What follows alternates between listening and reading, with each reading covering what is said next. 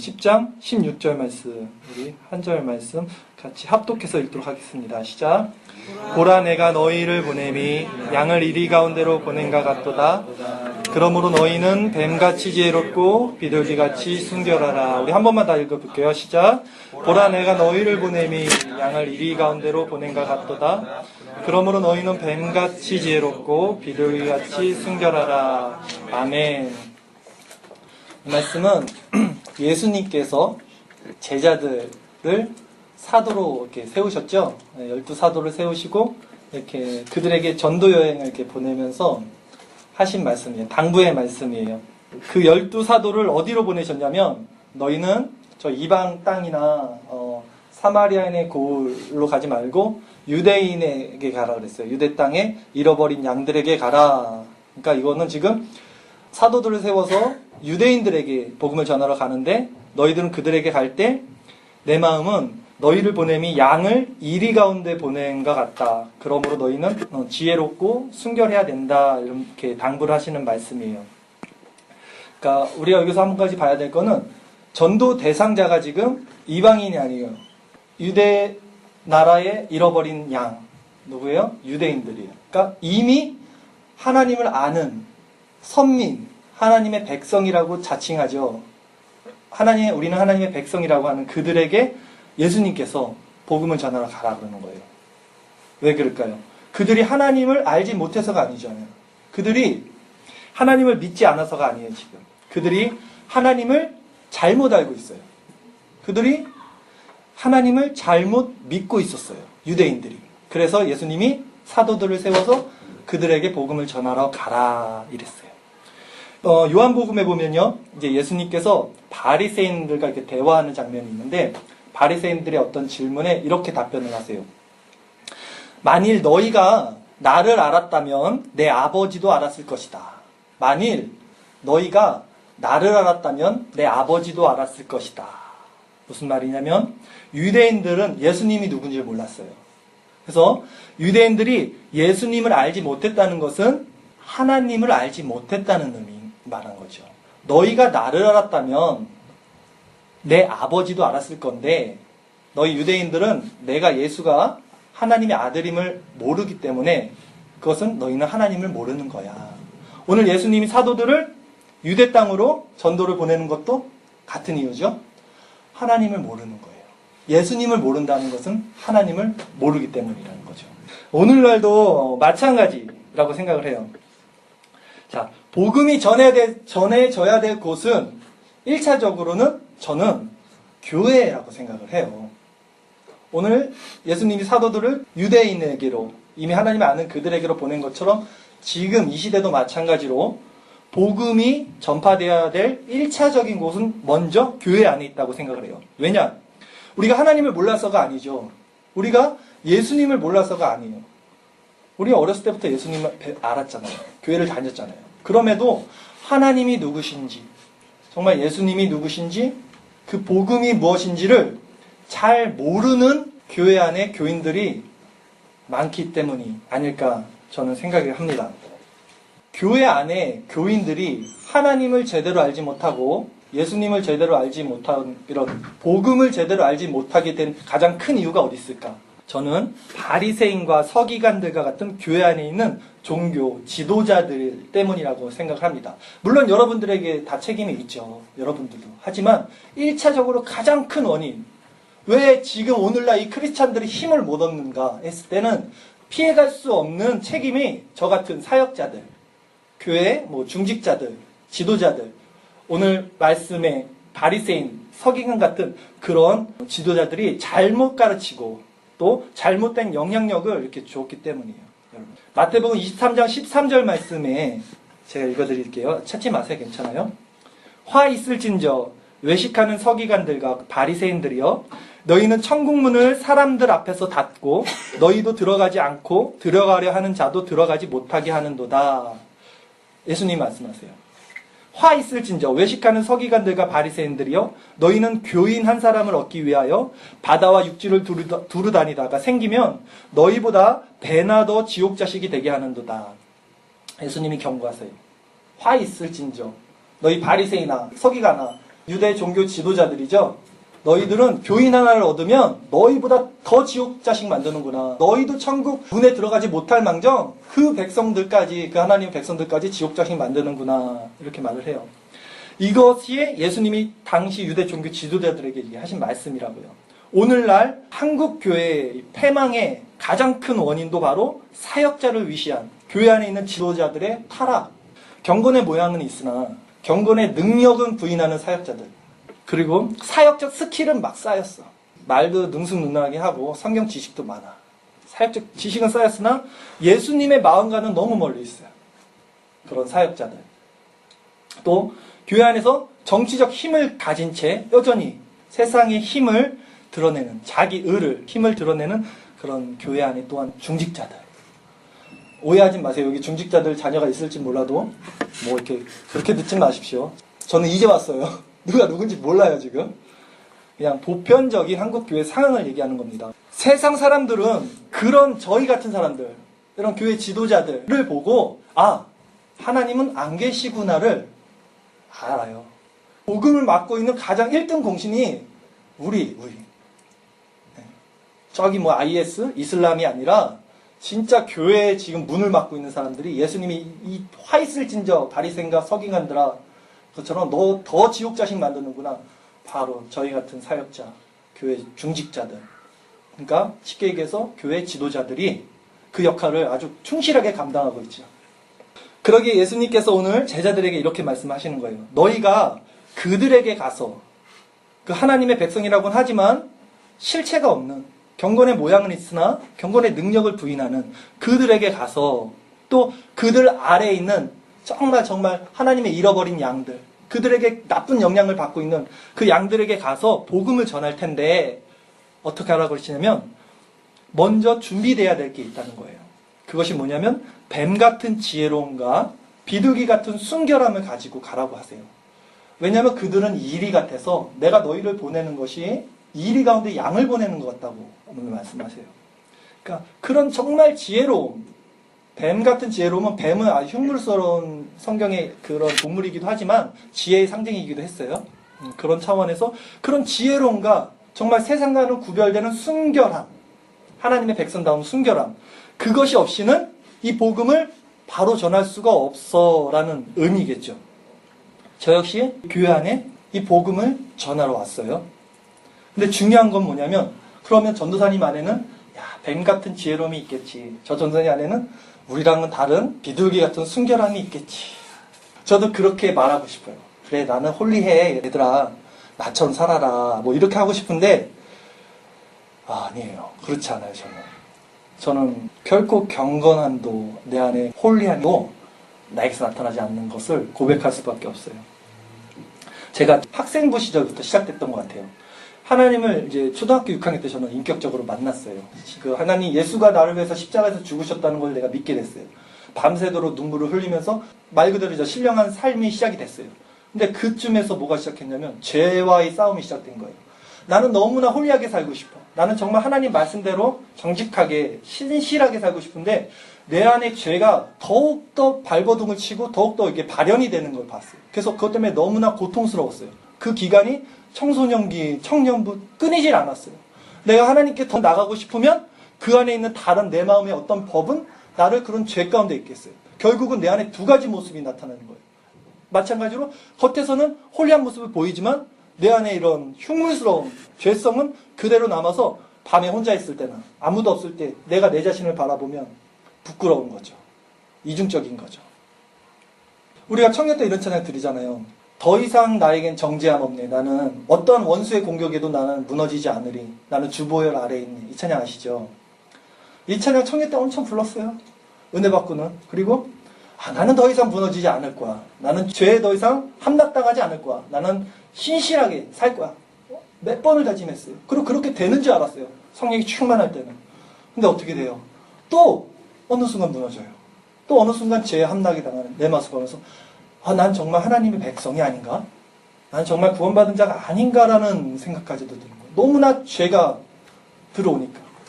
한 번은 죄를 안 지으려고 뭐 죄라는 것이 몇 가지 없어요. 우리가 짓는 죄, 사단이 우리에게 주는 공격하는 죄의 루트는 몇 가지 안 돼요. 사실 단순해요. 누구나 다 알고 있는 죄인데 음란한 죄, 음란한 생각을 마음으로 품은 뭐 살인한 거라고 예수님 말씀하셨는데 내가 음란한 마음 품지 말아야겠다. 막 들어오는 마음도 있지만 그것까지 내가 차단하겠다. 그 발버둥을 쳤어요. 그런데 어느 날 잠을 자는데 꿈속에서 그 음란함이 내 안에 들어오는 거예요. 깨고 나서 내가 야 그것까지는 내가 막을 수가 없잖아요. 꿈에서 나타난 걸 어떻게 막아. 그러다가 어거스틴이라는 참회록이라는 사람의 책을 이렇게 보다가 그 사람이 서기 500년대에 살던 사람이죠. 그러니까 지금부터 1000년 이상 됐던 사람인데 그 사람 책에 그게 있어요. 그 사람도 비슷해요. 당자 어거스틴이었을 때는 막 화랑방탕하게 살았어요. 그러다 그 사람이 하나님은 정말 신실하게 믿고 죄와 막 싸워요. 근데 자기도 그 책에 써 있어요. 꿈속에서 그런 음란함이 나를 공격했다 하면서 거기서 함락당한 거예요.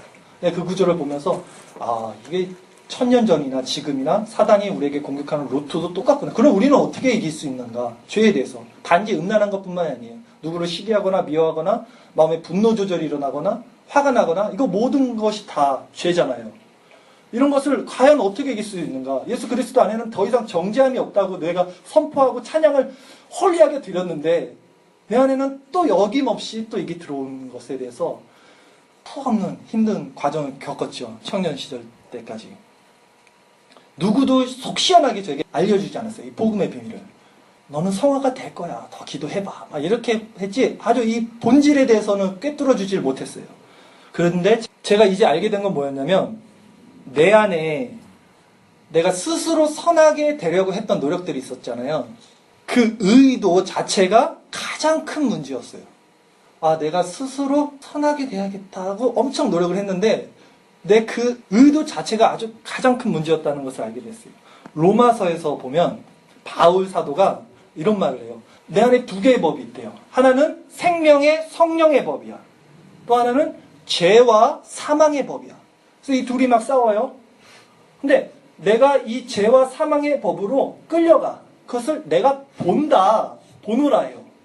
내 마음의 법은 하나님의 성령의 생명의 법으로 가고 싶은데 난 그 법을 따르고 싶어. 저도 그랬어요. 그런데 내 자아가, 내 본질이 질질질질 죄와 사망의 법으로 끌려가는 것을 내가 본다. 오라, 나는 공고한 사람이로다. 이 사망의 몸에서 누가 나를 건져내려라고 탄식을 해요. 내 안에서 죄가 이렇게 발현이 되면 그것은 내가 이 죄를 짓는 게 아니라 내 안에 죄가 죄를 짓게 하는 거야 라고 바울이 그 다음에 이렇게 얘기를 해요. 이해 가요 여러분? 죄를 져요 우리가. 그럼 죄는 누가 짓는 거예요? 내가 짓는 건데 바울은 그거 내가 짓는 게 아니야. 내 안에 두 개의 마음이 있고 내 안에서 죄가 일어난다는 것은 내 안에 있는 죄가 죄를 짓는 거지 내가 죄를 짓는 게 아니야. 어떻게 보면 책임의 피 같죠? 이 의미를 깨달아야 돼요. 이거 굉장히 중요한 거예요. 로마서 7장 18절에서 이런 말씀이 있어요. 바울이 이렇게 얘기해요. 내 속에 내 육신에 선한 것이 거하지 아니하는 줄을 안다. 원함은 내게 있으나 선을 행하고 싶은 원함은 내게 있으나 선을 행하는 모습은 나한테 없다. 내가 원하는 바 선은 행하지 아니하고 도리어 원하지 아니한 바 악을 행하는도다. 만일 내가 원하지 아니하는 그것, 그 악을 행하면 이를 행하는 자는 내가 아니요 내 속에 거하는 죄니라. 그렇게 말한다고요. 아까 제가 말한 대로. 우리에게는 이 바울 사도와 같은 분리된 마음이 필요해요. 이거를 볼 수 있는 마음이 필요해요. 내가 주님과 연결된 상태에서 내 안에 죄가 있는 그 옛자가 있다는 것을 인식하고 실체로 바울은 본다라 그러거든요. 그거를 우리도 영적인 눈으로 볼 수 있는 시야가 필요해요. 좀 어렵지만 이것을 자기 부정이라 그래요. 자기 부정. 기독교에서 가장 중요한 두 가지가 부활신앙과 자기 부정이에요. 예수님이 가르쳐 주신 게 두 가지예요. 부활신앙, 우리는 죽고 다시 부활한다. 또 이 세상에서는 누구든지 자기 십자가를 지고 나를 따르라. 자기 부정. 그런데 세상 종교들은요, 고등 종교와 하등 종교로 나눠지는데 그 구분점이 뭐냐면 바로 자기 부정이에요. 그러니까 자기 부정이 많은 종교는 좋은 종교야. 고등 종교야. 자기 부정이 없으면 하등 종교야. 그러니까 불교 또 기독교는 자기 부정이 많아. 그쵸? 그렇기 때문에 이거는 고등 종교라 그래요. 근데 하등 종교는 막 샤머니즘 있잖아요. 막 옛날 우리 신주단지 앞에서 복 주세요 이거. 이런 것들은 하등 종교라고 본단 말이에요. 그런데 자기 부정이 많은 종교 중에 고등 종교 중에 기독교는 또 다른 여타 자기 부정을 강조하는 종교랑은 달라요. 차원이, 본질이. 뭐냐면 세상에 있는 어떤 종교도 내가 시작이 돼요. 내 자아가 시작점입니다. 그래서 뭔가를 깨달아 나가요. 뭘 깨달아요? 진리를 깨달아야 되잖아. 진리는 하늘이야. 깨달아서 올라가. 그래서 내가 해탈을 해. 깨달음에 이르러.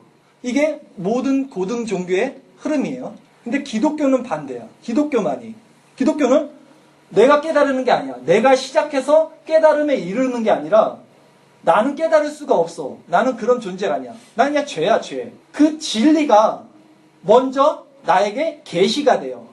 열어주셔요. 하늘에서 밑으로 내려오는 거예요. 이게 차이예요. 같은 자기 부정인데 굉장히 중요해요, 여러분. 우리가 자기 부정이라고 그러면 어떻게 생각하냐면, 아, 나 고행해야지. 나 금식해야지. 아, 나는 화나도 참아야지.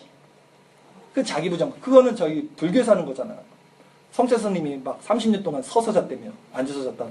그게 이제 자기 부정이잖아요. 근데 우리는 그런 게 아니라, 나는 할 수 없어.